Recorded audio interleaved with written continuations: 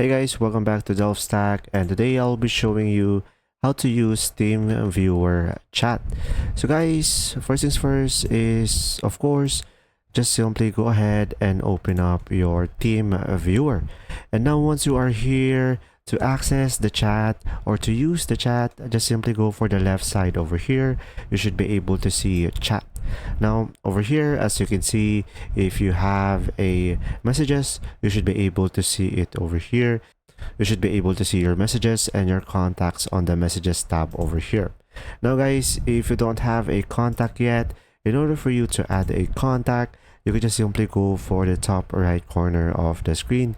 As you can see, the icon with a book, contacts, and from here, just simply select add contact, and pretty much to add to your contact list, you can just simply provide the email of the person that you want to invite.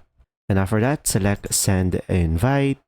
And after that, they have to accept the invitation so you can chat with them using the TeamViewer Chat. And that's pretty much it. If you found this video helpful, please like and subscribe. And guys, if you have any questions, just simply go ahead and comment down below and I will do my best to answer them all. And see you on the next video.